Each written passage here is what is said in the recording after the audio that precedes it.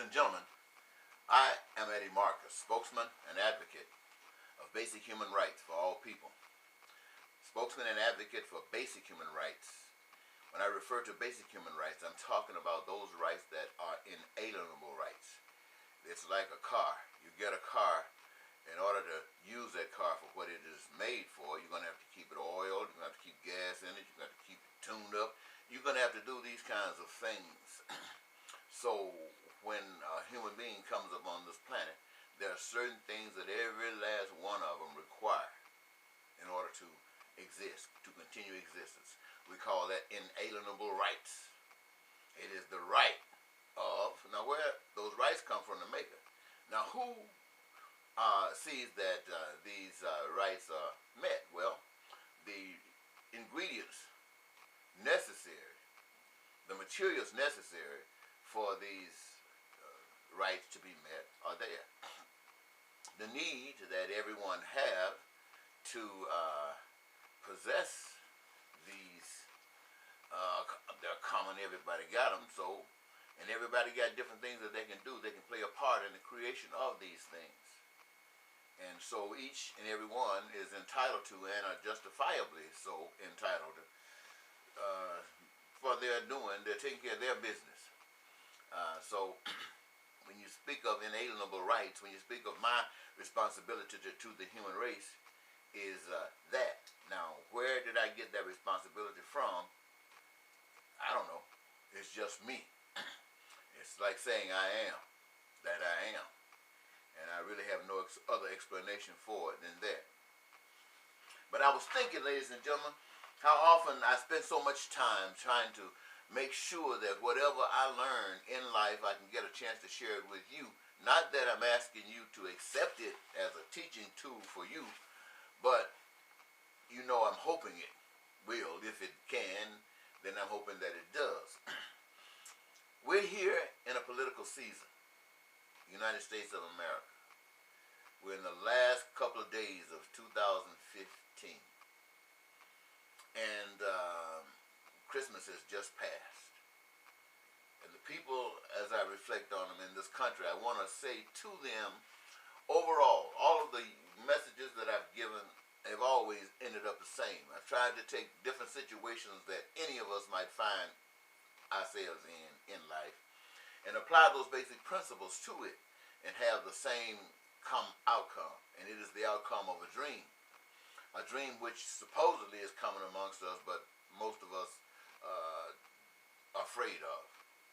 I say that as I was thinking about this political season, I was thinking about, and as I thought about these things, they were so important to me, I tried to make notes because I didn't want to miss certain things.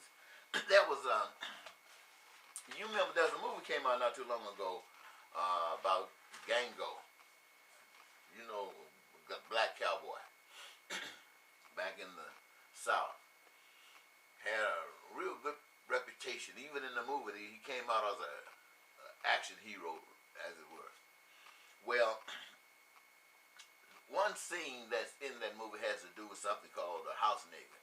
The one who lives in the house and who's one always protecting the master more than the master. Malcolm X says, he says, "Master, we sick." When the master gets sick, he says, "Master, we sick," you know, so he's just that close. And so if you remember Samuel L. Jackson, the role that he played in that, how upset he would get in the movie. Now, Samuel L. Jackson is not like this, I don't think, but this is the character. Well, I only mention that because you know how many of you felt when you saw that. Now, there in this political scene, I happened to have been on the internet the other day, and I saw a preacher. I'm not going to call his name because I don't want to give him any more attention than what I'm going to give him right now.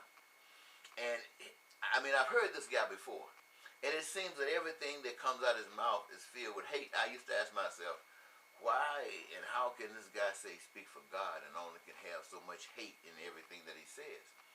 And I felt that way till I stopped listening to him. I mean, I listened to him a couple of times, and that was it. And I just happened to have been on my phone the other day, and I went to YouTube, and he was on. And he was on his program, and he was glorifying Donald Trump.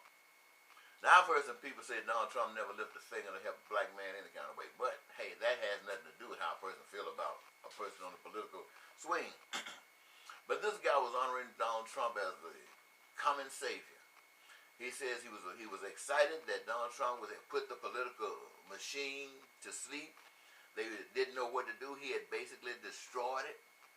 He had put Mr. and Mrs. Clinton in place, and Barack Obama, he ain't finished with Barack Obama yet, according to this guy.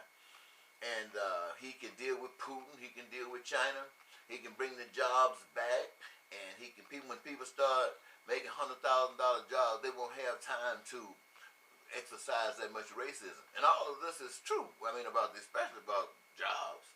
But as far as all this other stuff, now that has to do with how you feel about it. Anyway, and I'm thinking, where have I seen this before? And when I came up, the only way I saw it was Django. This guy was talking about fantastic. I'm thinking about, he talked about how Donald Trump always says that Bush, those guys putting $41 million or so many dollars in their campaign already, or money that they've received, that he hasn't taken any money from anybody. He's just spending his own money because he don't need them, which means they don't have any control over him. And the truth of the matter is, what you don't know is when he says that I'm a self-made man, I'm making my own, I'm doing my own thing. That means use that which is around him to fulfill his dream. Whose dream? To fulfill his dream. Not theirs or anybody else's, but his. Now he wants to be president of the United States, and you have been trained to think that anybody that's rich, anybody that goes against the system. Now see, if a poor man was saying the same things Donald Trump was saying, you wouldn't pay him any mind. But he's rich. So you have been trained to think that because he's rich, he will do something for you. Not recognizing that his history is that he has not done or do anything for anybody. Now he's running around talking all this his stuff to make you think that he's different than any of these other guys. The only reason that is happening is because it's a part of the program. Donald Trump is being allowed to say that. Otherwise, they could shut him down like the twist of the finger. And especially since he's not spending any money. So, but he's allowing, the powers that be are allowing this to happen. And so you can do exactly what they know you're going to do. And then they can put some old crazy stuff going on, and you, you know, some ladies and gentlemen, it's almost funny how crazy and ignorant we as human beings are.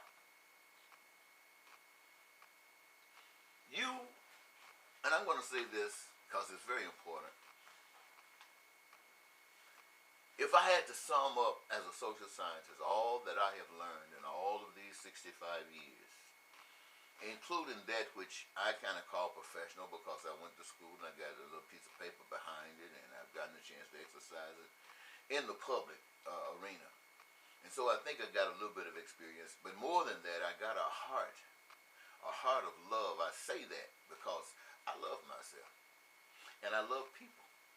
I love people like I love myself. When people are happy and I see them and I love their happiness. And when people are in pain and I see that, I hate their pain just as much as they do. When I look at pictures on foreign countries when people's bellies are and kids are starving, it just tears me up. And I think oftentimes about God. Why does this exist? And I know you do likewise. But I've had a chance to come to a conclusion, at least for me. It works well for me.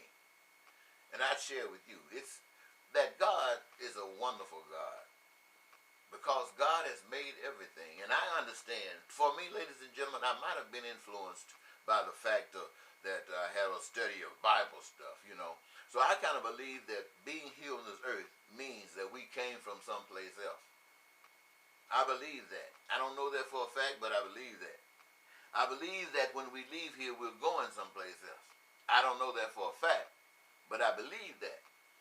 And so I look at everything around me, and I wonder, when I look at those things that are coming amongst us, and I see that it's missing, and I think about all the resources that are available, I wonder, why do these things exist? And I think that it exists because I look around and see who's profiting. And I see that all of this stuff exists because there's a lack lack of knowledge. It is not because people are mean and cruel and low down and dirty. It's a lack of understanding.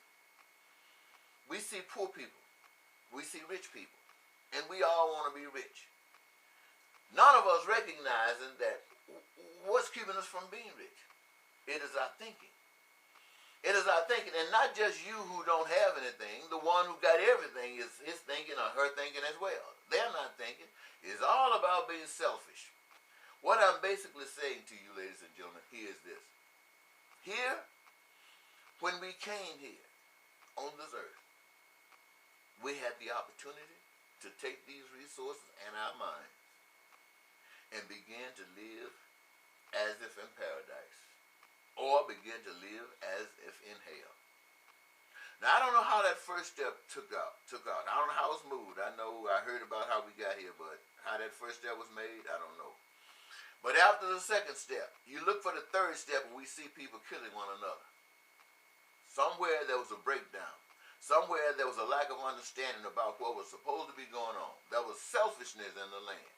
Everybody wanted to be number one rather than be a team where everybody wins.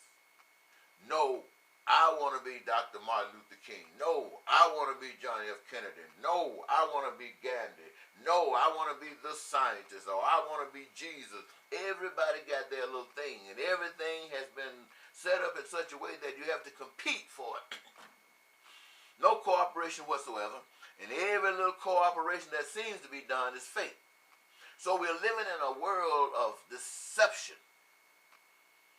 We say Satan, Lucifer, and all those guys are running the world. Well, they tell me Lucifer, Satan have no hands.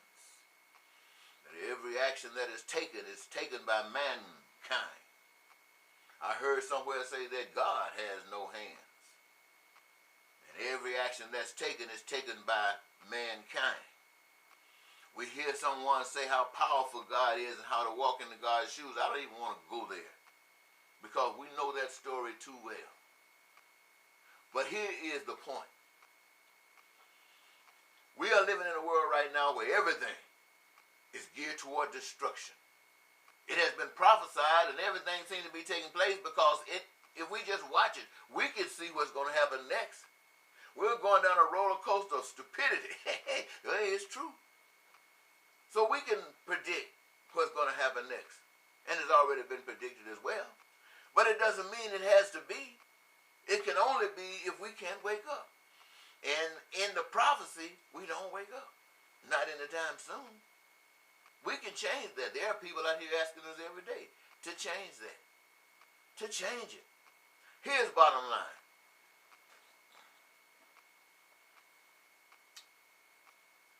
If you believe the Bible, for mankind to come from the garden to here, he had to violate the rules, and by violating the rule, he would die. The challenge was you would not die because life is eternal.